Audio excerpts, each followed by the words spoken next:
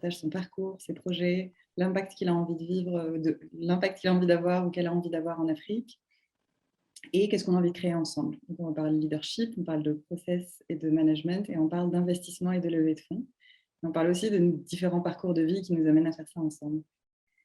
Ma première question pour toi, c'est qui est Eric Young? Alors, Eric Young, c'est un Français d'origine camerounaise, né en Allemagne, qui a grandi dans 6 différents pays avant l'âge de 16 ans, fait des études en France et passé le reste de son activité professionnelle à développer des entreprises dans différents pays. C'est le résumé, Ouais, je pense que la version courte.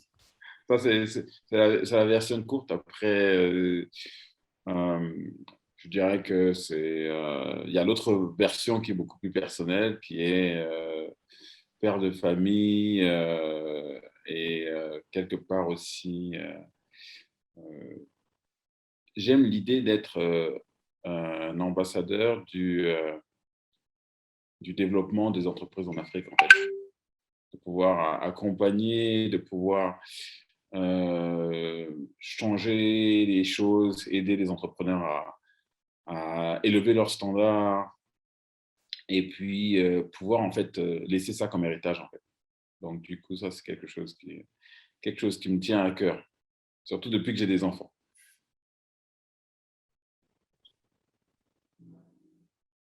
Merci, merci pour ce partage. Et quels sont tes liens avec l'Afrique? Ah, mes liens avec l'Afrique, au-delà du fait que mes parents, mon père a été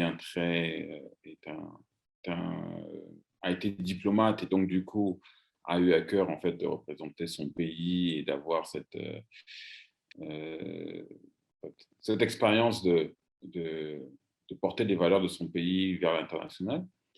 Euh, je dirais que c'est une enfance dans différents pays d'Afrique. Donc je ne me sens pas purement camerounais, mais je dis toujours que je ne suis pas un Africain. Euh, J'ai vécu dans les pays en Éthiopie, j'ai vécu au Gabon, un peu au Kenya, un peu au Cameroun.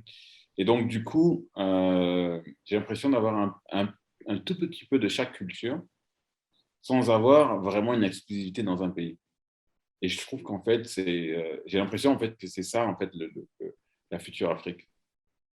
Donc voilà, c'est un peu des liens à différents niveaux qui j'espère, enrichissent à terme. Est-ce que c'est ça qui t'a amené à créer Green Tech? Est-ce que tu peux nous raconter l'aventure? Est-ce que tu as parlé de tes études, etc. Comment tu en es arrivé à être le cofondateur de Green Tech Capital? Euh, alors, j'ai créé ma première entreprise à 22 ans pour des questions fonctionnelles plus pratiques que par passion. J'ai appris à devenir un entrepreneur, à créer de la valeur et j'ai aussi appris à le faire pour d'autres entités. Et quand j'ai gagné un peu d'expérience, des projets de, de différentes tailles, je me suis demandé en fait qu'est-ce que je pouvais en fait laisser et faire et connecter qui aurait un sens par rapport à mes origines. Et donc du coup en fait naturellement de voir le besoin en fait de développement au niveau de l'entrepreneuriat, tout ça, ça m'a amené à dire j'ai une petite expérience. Cette expérience, je peux la partager avec des entrepreneurs et je peux échanger en fait certaines valeurs, certaines expertises, certaines connexions. Et c'est de là qu'est venue l'idée de Green Tech. Dans les expériences que j'ai eues, elles m'ont appris que pouvoir collaborer avec des gens qui ont déjà fait le parcours, qui ont déjà eu ces challenges, qui ont déjà compris en fait, qui ont déjà fait l'apprentissage, peut vraiment permettre d'aller beaucoup plus vite, d'être beaucoup plus efficace. En plus, permettre aussi de se rendre compte que beaucoup plus de choses qu'on imagine sont possibles. Pour élargir les possibilités de rêve. Et je pense aussi que tout ça est un élément qui, en fait, est plus important en fait, que le capital. Le capital est très important, mais le capital, sans ces éléments-là, en fait, amène à recréer ce qui existe déjà, à rester dans des silos d'identité, des silos de système qui ne permettent pas vraiment d'évoluer et d'échanger, alors qu'en fait, toute cette connaissance, cet enrichissement que peut apporter l'expertise, la rencontre d'experts, la rencontre de ceux qui ont réussi, la rencontre de ceux qui ont échoué et qui ont compris pourquoi ils ont échoué, permet vraiment en fait d'enrichir et d'améliorer le parcours entrepreneurial et même le parcours personnel. Et donc, c'est ce que j'avais envie d'apporter et c'est l'esprit que j'ai voulu mettre en fait dans Green Tech. Et avec Thomas, vous avez cofondé Green Tech en quelle année? Alors avec Thomas, Thomas et moi on s'est rencontrés par hasard. On s'est rencontrés par hasard sur un projet qui était lié à l'Afrique, au moment où j'ai décidé en fait de quitter la France pour venir m'installer en Allemagne, où j'avais quelques membres de ma famille qui étaient déjà là. Et en fait, on a sympathisé. Et on a sympathisé, on avait des valeurs communes. On était dans une période de la vie où chacun avait eu une carrière intéressante, rentable, profitable. Et on se posait la question, en fait, qu'est-ce que va être notre héritage? Qu'est-ce qu'on va laisser, en fait? On était vraiment arrivé à ce niveau de la réflexion. Et donc, du coup, on a cherché à voir qu'est-ce qui aurait du sens. Thomas travaillait déjà faisait du bénévolat pour supporter des startups qui allaient opérer en Afrique. Il avait une expérience au niveau de la finance. Et cette startup, en fait, j'étais venu les aider d'un point de vue business et network. Et c'est comme ça, en fait, qu'on s'est rendu compte qu'on était complémentaires. Et ça a été d'autant plus intéressant que, comme je disais précédemment, en fait, je suis né en Allemagne, mais Thomas et moi, en fait, on est nés dans le même hôpital. Et, C'est vrai. et ça, en fait, c'est comme des fois, tu te dis, c'est des signes, en fait. Tu t'entends bien avec quelqu'un et tu te dis, c'est pas possible. Et bon, pourtant, on n'a pas le même âge, hein, je suis un peu plus âgé que lui, mais on est né dans le même hôpital. C'est vraiment quelque chose, on est dans différents pays, c'est vraiment quelque chose de pouvoir, surtout dans le monde entier, de rencontrer quelqu'un avec et tu te dis, ah, c'est comme si on avait un lien, en fait. Et voilà. Et on a été très alignés sur la vision, l'envie d'aider les entrepreneurs euh, et l'envie de faire un matching entre le capital et l'entreprise. Mhm. Le capital que Thomas représentait de par son parcours en tant que directeur de la structure des fonds d'investissement chez Deutsche Bank et mon parcours de créateur d'entreprise, de venture builder. Et c'est cette rencontre-là, en fait, qu'on a essayé de matérialiser dans Green Tech et qui a somme toute permis qu'on arrive où on est aujourd'hui. Je trouve ça très beau en fait que la conversation sur le sens ait été dès le départ dans Green Tech. C'est-à-dire que Green Tech, vraiment dans la fondation, vous l'avez vraiment pensé comme quelque chose qui mettait du sens dans l'héritage que vous aviez envie de laisser. Euh, comment ça s'incarne aujourd'hui dans Green Tech, le sens que vous vouliez y mettre au moment de la création? Euh, je pense que ça s'incarne dans les choix qu'on a fait et dans les choix qu'on fait toujours sur la façon de grandir. Aujourd'hui, quand on regarde la majorité des sociétés d'investissement, le principe, c'est d'aller trouver un LP, un gros investisseur qui va fournir un maximum de capital et on va déployer ce capital sur les bases, en fait, de promesses qu'on a fait à un investisseur. Et ces promesses, c'est sur des thèses qui ne sont pas forcément les nôtres. Dans notre cas, en fait, on voulait vraiment pouvoir faire quelque chose en quoi on croit. On voulait construire notre propre thèse. Et donc, du coup, on a développé un modèle où on peut investir et on peut prendre des décisions et on peut être beaucoup plus flexible et être en ligne avec ce qu'on croit. On peut décider demain qu'on se rend compte que là, il y a un besoin et il y a ce besoin. Et malheureusement, en fait, les infrastructures ne répondent pas à ce besoin, les organisations ne répondent pas à ce besoin. Et on peut décider de mettre en place des ressources des capacités pour répondre à ce besoin parce qu'on pense que c'est important et que ça peut faire la différence pour d'autres. Donc, du coup, c'est comme ça que cela se traduit. Ça a un prix, bien sûr, mais la satisfaction derrière et le résultat derrière, ça les vaut largement. Est-ce que tu peux m'en dire plus? Quand tu dis ça les vaut largement, qu'est-ce que tu entends par là? Aujourd'hui, en fait, j'entends beaucoup d'organisations internationales qui parlent et qui disent il faut créer faut créer des emplois, il faut créer des emplois, il faut créer des emplois. Et je pense en fait à une anecdote. Quand il y a eu le Covid, donc on a travaillé sur des projets des projets d'investissement, des projets d'accompagnement. Et bien évidemment, en fait, c'est beaucoup plus facile d'accompagner des entreprises qui sont pratiquement arrivées que des entreprises qui sont au début, en fait, parce qu'elles sont moins rentables, elles sont beaucoup plus difficiles. Mais quand on regarde en réalité, dans l'écosystème africain, ceux qui créent le plus d'emplois, en fait, c'est tous ces petits commerces, en fait.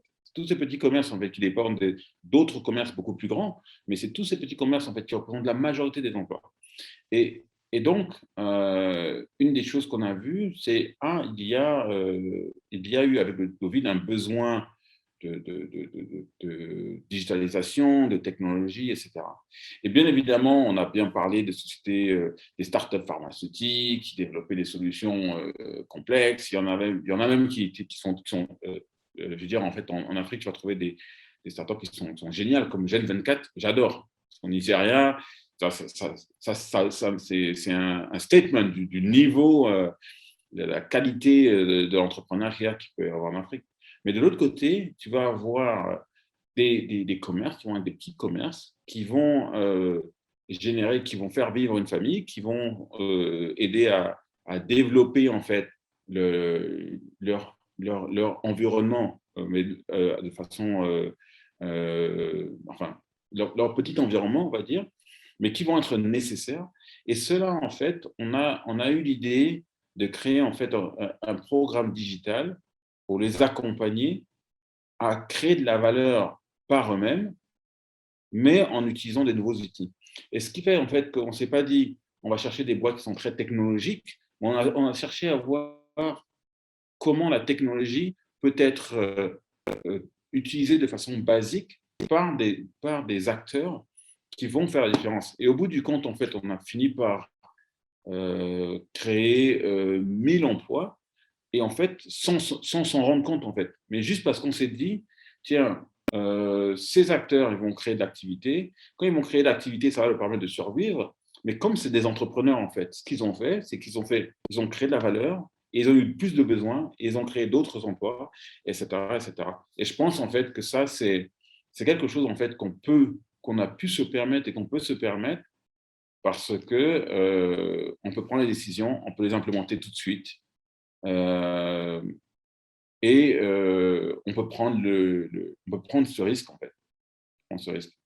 Donc, et j'espère qu'en fait, Green Tech restera toujours quelque chose où les gens peuvent voir un problème, réfléchir à comment l'implémenter et vont être prêts à prendre le risque, cet esprit entrepreneurial. C'est vraiment le sens de la contribution au centre. Je me rappelle la première réunion où j'avais entendu parler des Green Tech, c'était avec toi à l'époque, j'étais à Digital Africa, et c'était vraiment réinventer le modèle. En gros, c'est penser à un business model à hauteur de quelque chose qui jusque-là avait été implémenté que par des agences de développement, à ma connaissance, tu vois. Mais il y avait un business model autour et implémenté par une entité privée, ça rendait l'impact complètement différent parce que les décisions étaient implémentables plus rapidement et que le rapport au temps était complètement différent. Et comment de Green Tech, vous en êtes arrivé à créer Axum? Comment Axum est né? Quelle est l'idée qui a généré Axum? Alors, l'idée qui a généré Axum, c'est que à un moment, en fait, on s'est posé la question de qui est-ce qu'on est. Parce il y avait quand alors, on fait du venture building. On fait du venture building. Ce venture building, on fait de l'investissement. De ce venture building, on fait de l'implémentation de programmes d'agence de développement. Je t'interromps un petit peu. Est-ce que tu peux nous expliquer ce que c'est le venture building et ce que vous faites? D'accord. Alors, Le principe du venture building, c'est d'amener des experts étrangers. Quand je dis étrangers, ça peut être des experts africains ou européens, donc, mais étrangers en fait à la compagnie, avec une expérience prouvée dans le secteur de l'entreprise, afin de leur permettre de contribuer au développement stratégique et au développement opérationnel de l'entreprise. Historiquement, le venture building était un regroupement d'experts qui n'avaient aucun point, qui avaient des expertises dans différents domaines autour d'une table en leur disant, voilà, vous avez des experts dans différents domaines, créez quelque chose. Et chacun aurait amené son expertise et bien évidemment, l'expert financier aura rendu le modèle financier très intéressant, l'expert en commercial aurait fait de même, l'expert en production, etc., etc. Et donc, cette synergie aurait créé en fait un modèle très solide. La faiblesse en fait de ce business model qui est quand même assez performant, c'était qu'il n'y avait personne qui avait le ownership de l'entreprise qui était créée. Et dans mon parcours, donc j'ai été un venture builder et je me suis rendu compte que ce qu'on faisait, c'était amener toutes les expériences, mais on n'avait pas de capsule en fait où mettre cette expérience. Et je me suis dit que faire du venture building pour l'Afrique, en fait, un venture building à l'appel d'Afrique, c'est apporter des experts et avoir les entrepreneurs africains comme capsule et qu'ils soient en fait le lead de l'idée et de la vision. Et donc, du coup, le venture building tel qu'on a créé, c'est amener des experts qui vont supporter la vision et aider à implémenter la vision et les opérations d'un entrepreneur africain afin qu'il puisse performer mieux et éviter les écueils. Et donc, du venture building à Axum, le Et chemin, donc, le fait d'être dans l'opérationnel avec le venture, le fait d'être dans l'opérationnel au niveau du venture building, on a utilisé ça comme un asset. Le venture building, on a utilisé ça comme un asset. Soit un asset d'investissement, parce qu'on pouvait investir du capital dans les entreprises, mais on a préféré transformer ce capital en expertise pour l'investir dans les entreprises, soit un asset pour supporter les agences de développement. J'ai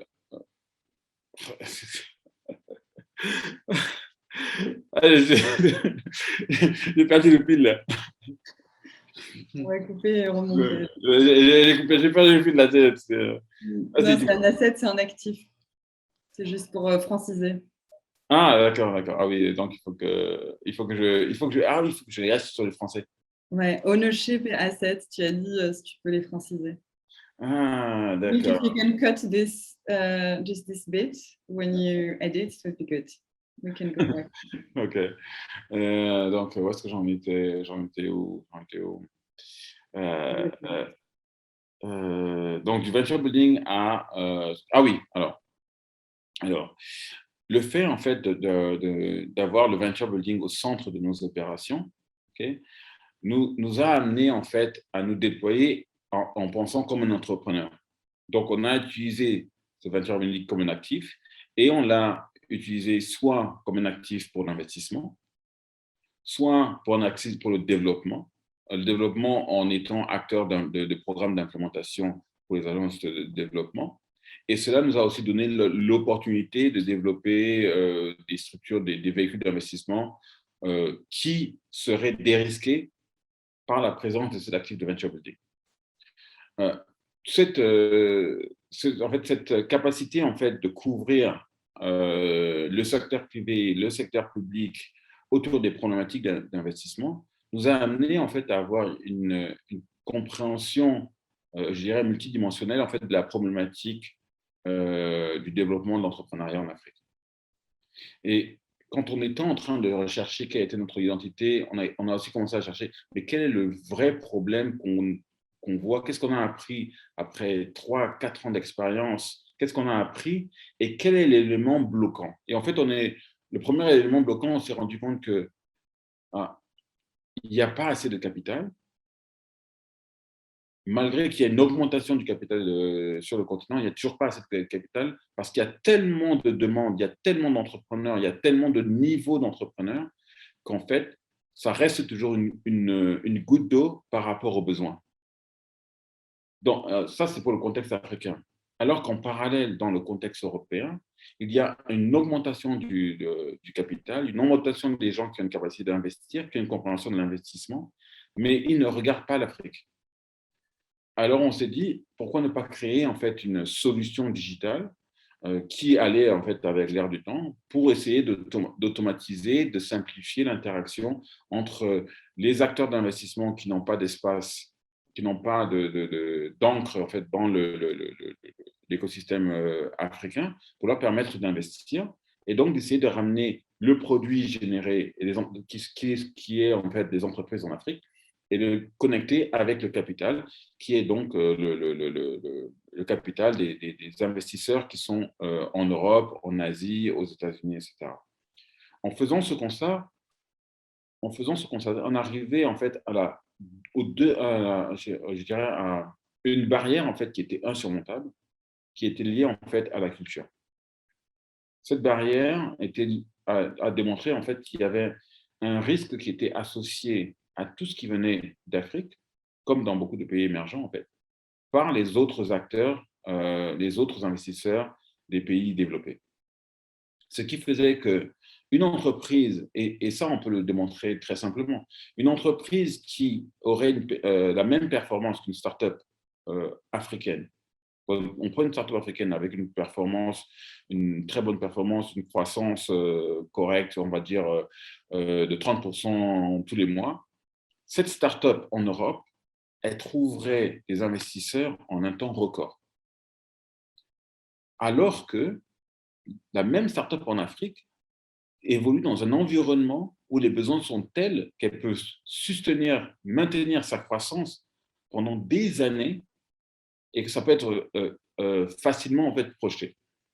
Ce qui est totalement différent de la croissance qui peut être mise en place dans un environnement européen où il y a beaucoup de choses et beaucoup de services, beaucoup de produits qui sont mis en place. Pourtant, les investisseurs étrangers, européens, américains, asiatiques, n'iront pas investir en Afrique. Ça veut dire qu'il y a un problème de confiance quant à l'information auquel est confronté en fait l'entrepreneur africain quand il est en face d'un investisseur international. Et on s'est dit que c'était vraiment en fait le cœur du problème.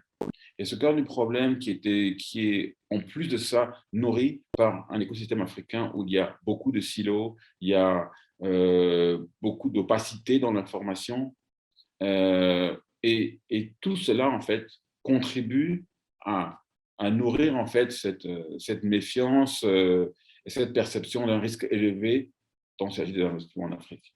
Et une des façons très simples de le voir, c'est souvent d'inviter des investisseurs européens, américains en Afrique, juste pour une visite.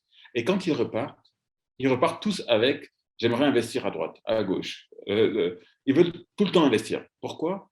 Parce qu'ils se sont rendus compte en fait que dès qu'ils ont la bonne information, l'Afrique, c'est une opportunité. Et on s'est posé la question de comment faire pour digitaliser cette expérience-là, cette expérience de transparence, cette expérience d'avoir accès à l'information.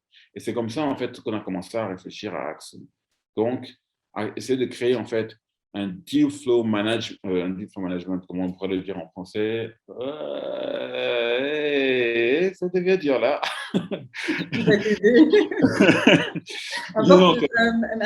La gestion de portefeuille. Ah, exactement. Un outil digital de gestion de portefeuille et d'investissement dans l'environnement des startups africaines, associé avec un outil de développement de la communication et de transparence. C'est comme ça qu'est né Axon. Et ça a été en fait un parcours assez intéressant dans la mesure où ce qu'on a appris avec le temps, c'est que ce qu'on voyait en fait n'était qu'une partie, du challenge, et que le besoin en transformation digitale pour l'écosystème de l'entrepreneuriat en Afrique était vraiment clé. Parce que non seulement cette opacité était présente pour les acteurs qui sont hors de l'écosystème, donc les gens qui sont en Europe ou en Asie, mais que cette opacité était aussi préjudiciable pour les acteurs qui sont dans l'écosystème. Aujourd'hui, un hub qui est en RDC, il n'a pas de visibilité sur la connaissance qu'un hub au Nigeria. Ce qui fait qu'on crée en fait qu'il y a des différences de niveau sur le support des entrepreneurs, alors qu'en fait, il y a des potentiels inexploités parce que l'information ne circule pas, parce que le niveau de connaissance n'est pas le même. Ça se traduit aussi par le fait que 5 pays sur un continent de 55 pays capturent 80% de l'investissement.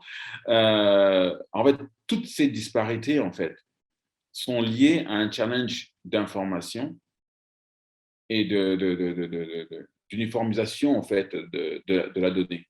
Et donc du coup, pour nous, ça a donné encore plus de sens en fait, de développer une plateforme qui créerait non seulement de la valeur parce qu'elle permettrait d'attirer du capital en rendant l'écosystème beaucoup plus transparent, mais créerait aussi de la valeur en interne en permettant en fait d'assurer en fait un transfert d'informations dans l'écosystème et une façon je dirais, reniveler en fait l'information, le support à l'écosystème pour avoir encore plus d'entreprises qui créent de la valeur pour l'écosystème. Et donc, tout ça, en fait, c'est ce qui nous pousse et qui nous motive à nous investir et à développer Axum. Donc, si tu devais présenter Axum en une phrase ou deux phrases, ou ce serait une plateforme de… Non, là, c'est chaud.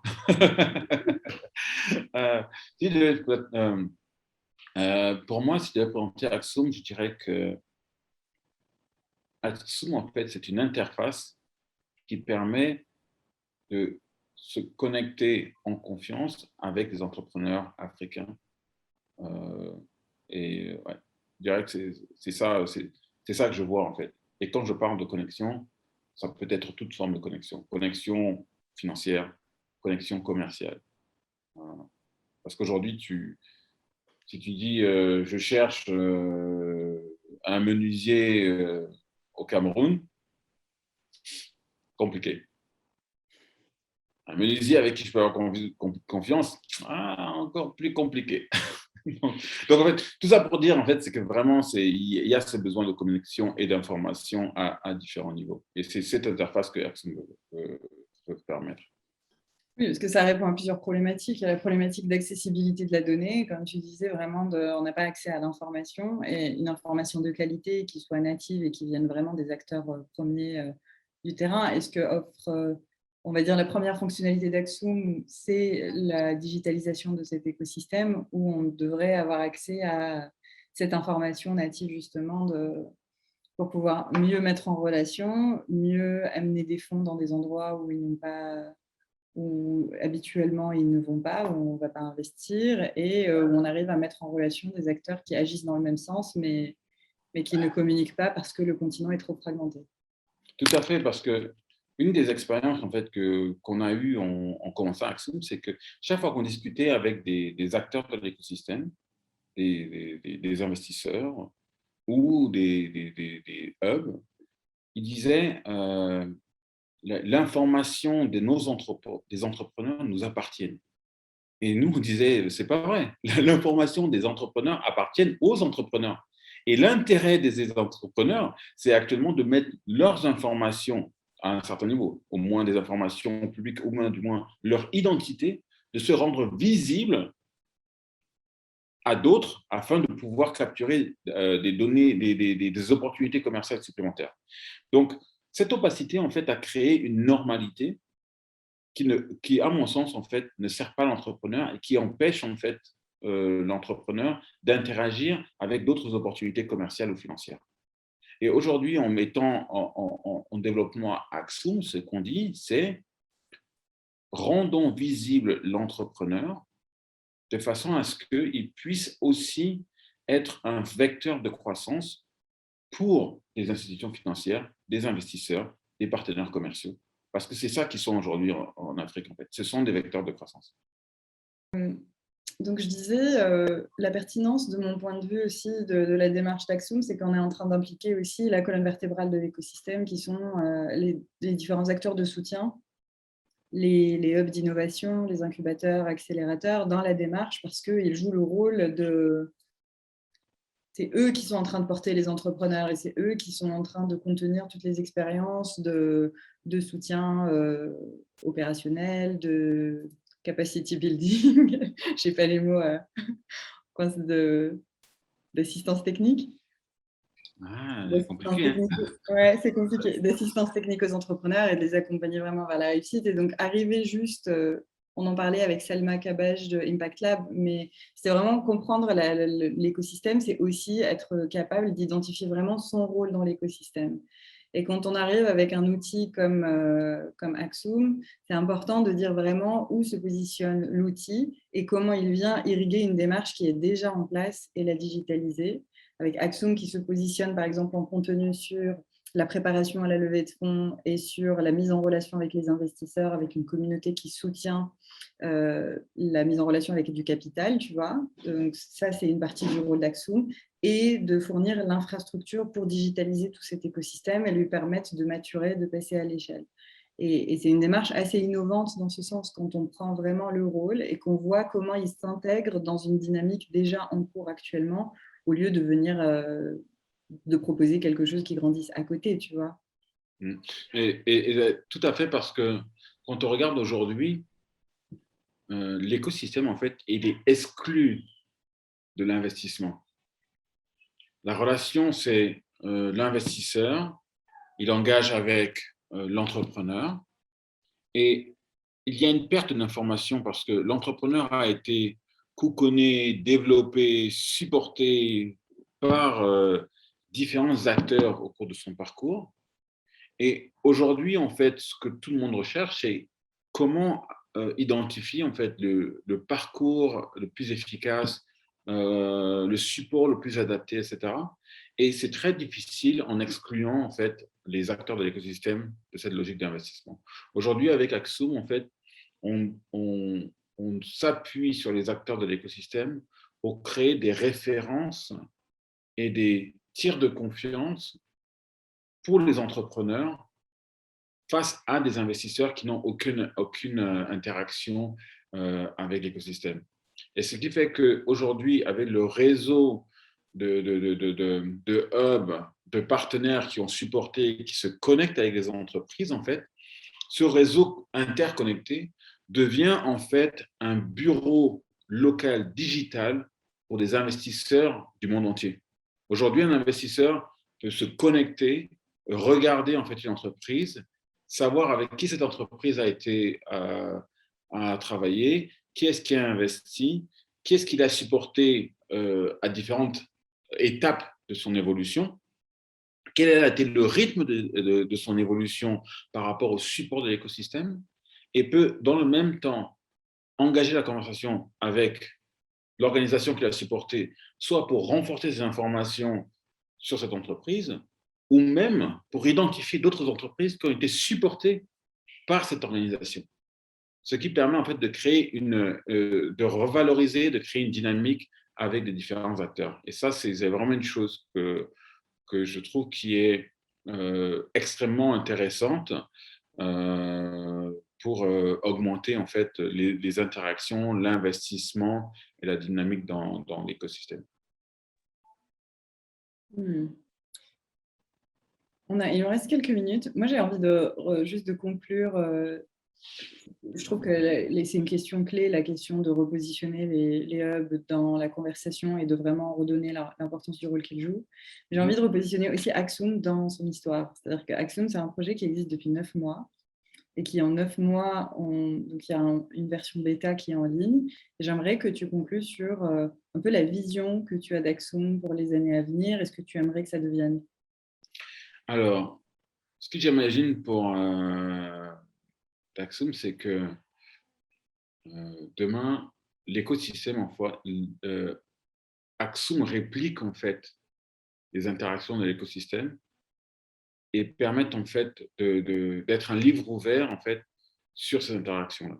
Donc ça, c'est ce que je souhaite en fait pour Axum, de façon à ce que ce livre ouvert soit utilisé par différents acteurs, des acteurs qui peuvent apporter de la valeur ajoutée aux entrepreneurs et à l'écosystème. Parce qu'ils comprendront en fait comment fonctionnent les interactions, parce qu'ils comprendront que à ce niveau-là, par exemple, aujourd'hui, les entrepreneurs ont des besoins en ressources humaines, mais une structure qui pourrait leur apporter cette solution-là ne saurait pas où trouver les interlocuteurs, ne saurait pas comment les identifier. Et ça, Axum pourrait solutionner.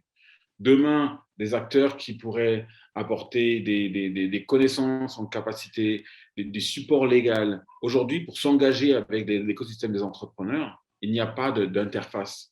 Et c'est ça que je vois comme possibilité pour Axum de devenir en fait une marketplace qui permet à des acteurs d'apporter de la valeur à l'écosystème, aux accélérateurs, aux incubateurs, aux entrepreneurs et d'associer en fait la dynamique d'investissement. Donc, c'est ça que je vois pour Axum dans le futur. Moi, j'ajouterais, puisque j'ai envie de compléter, vraiment d'amplifier les interactions qui n'existent pas encore avec des investisseurs qui n'ont pas... Il y a vraiment une opportunité de connecter des gens qui n'auraient pas été connectés avant. Donc, c'est ces acteurs de l'écosystème dont tu parles et des investisseurs qui n'avaient pas accès à ces gens-là avant. Oui, Et donc, ça positionne vraiment Axum à un endroit dans un travail en tout cas, ou un rôle que personne ne prend encore aujourd'hui, vraiment la connexion ou le bridge, le pont entre ces investisseurs globaux et les écosystèmes locaux de façon affinée, on va dire, avec de la donnée, de la transparence et de l'intermédiation à sa place. Surtout que aujourd'hui, quand on regarde le continent, c'est un continent avec un potentiel de développement énorme, une population jeune. Donc, il va y avoir en fait, des opportunités de croissance et des besoins énormes à combler. Et je pense que il y a justement cette nécessité en fait d'ouvrir en fait ce livre et de permettre aux investisseurs, aux partenaires qui n'ont pas accès à notre écosystème, de pouvoir le lire à travers ce livre et de pouvoir s'engager et de créer de la valeur avec l'écosystème. Super. Ben, merci Eric. Merci Soumeya. On va continuer la conversation dans un autre virtual coffee. Et cette fois, on ramène du vrai café, enfin du thé, pour les non-buveurs de café. Exact. À bientôt. À bientôt.